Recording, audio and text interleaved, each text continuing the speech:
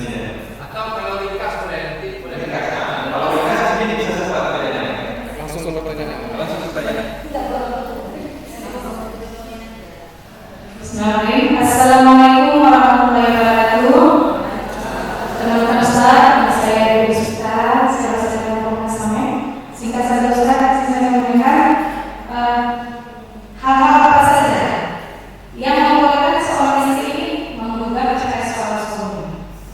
Terus saya teruskan, dan apakah boleh seorang suami itu menikah lagi tanpa izin seorang istri atau tidak? Assalamualaikum warahmatullahi wabarakatuh.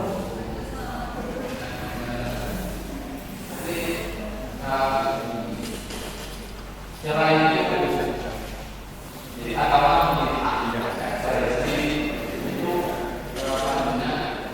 jadi cerai itu kalau saya dikatakan akhirnya sudah menikah jadi solusinya tidak jelas.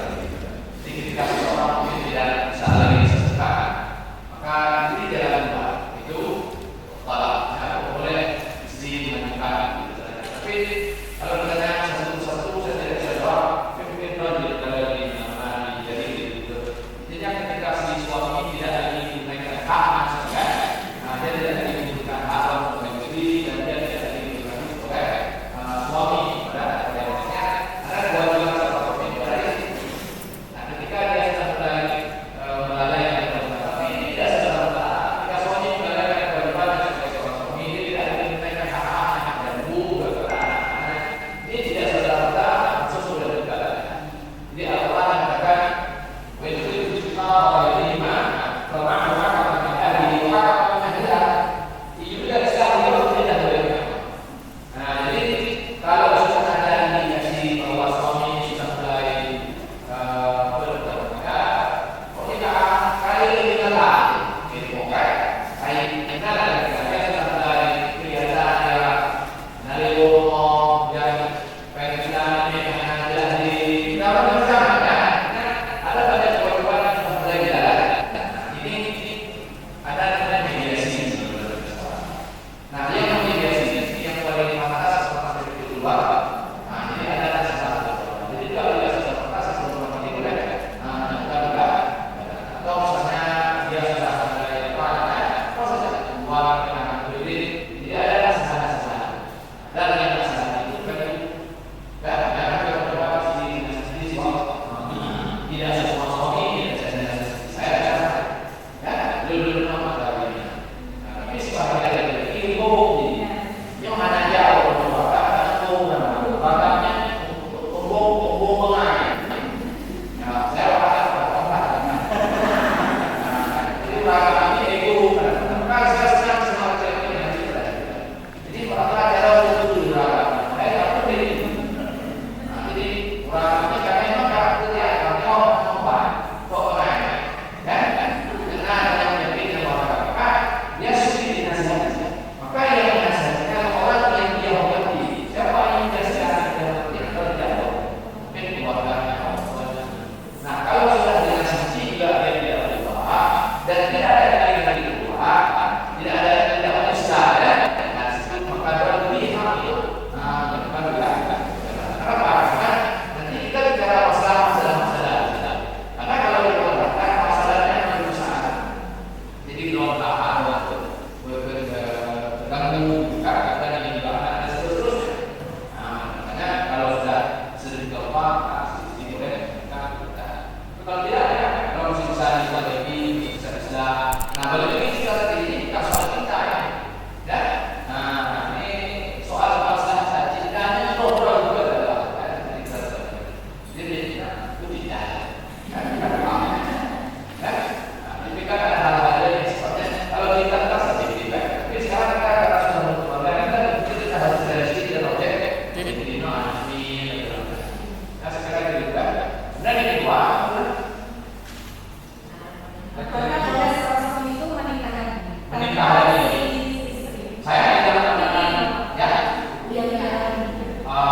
jadi kalau dibilang hukum menikah lebih daripada satu. Jadi banyak ulama mengatakan hukum asal. Jadi hukum nikah ini, hukum nikah itu dari mana? Dia buat Ya, upah kalau nggak ada dampak nikah tidak ada dampak, tidak ada nikah tidak ada dampak.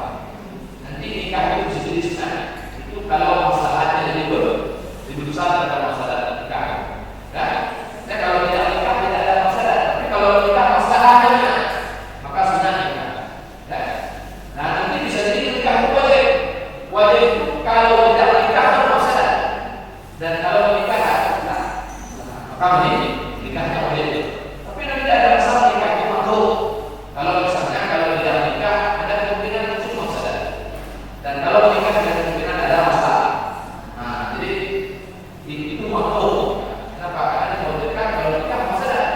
Dan di ini jangan ada. Tapi nanti ada haram itu apa? Kalau itu akan muncul karena masalah. Jangan karena poligami itu haram. Ini hukum nikah. Jadi dihasilkan di sini kalau nikah sendiri masalah atau masalah. Kalau masalah maka haram. Dan saya tidak mengatakan nikah dua atau tidak ada haram itu. Kalau itu justru kalau nikah ya Allah ini nikah ya Allah. Kalau nikah ya itu kalau itu kan.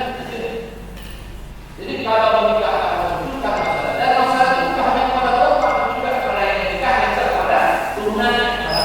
Keluarganya.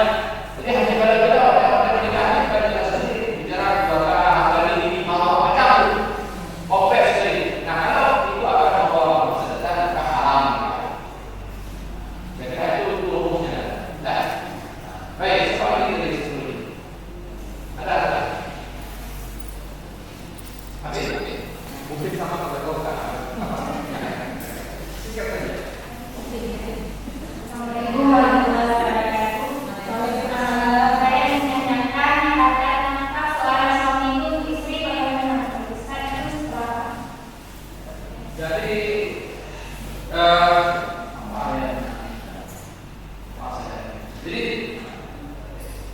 Allah mengatakan ada maulud wa ada maulud lahu rizquna wa rizqun bil ma'ruf.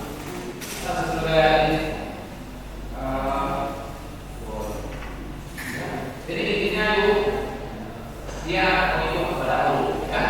Nah, jadi di dalam sisi berapa? Apakah nafkah kepada istri ini mengikut kelapangan atau kesulitan istri atau mengikut kelapangan atau kesulitan suami?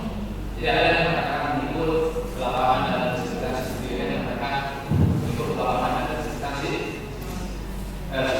Tapi intinya kembali pada Allah. Jadi karena untuk bicara standar seseorang itu seperti jadi untuk wajar sama ya Tuhan ini kalau kita sama perempuan tapi kita saja sesuai juga pemerintah ketika menggaji pegawai yang sekian itu kalau beritanya secara objektif itu tidak akan ketemu orang biasa itu beda uang tapi gajinya sama. Nah tapi ini ada namanya Allah dengan gaji yang sekian itu secara umum sanggup beli nasi, sanggup beli ikan, sanggup beli hadir. Begitu juga dalam standar nafkah. Nah, kan jadi secara umum kalau misalnya saya ini baru tidak layak. Nah, jadi dan juga tidak boleh misalnya si suami ketika misalnya ya kalau dia mau beli itu tidak, ya. Dan ada sebuah hadis disebutkan bahwa setiap suami yang memberikan kepada keluarga bukan itu saja. Ini maksudnya kita ketika berbicara tentang manfaat kepada istri, kepada keluarga, ini juga harusnya dipahami dalam konteks ini sedekah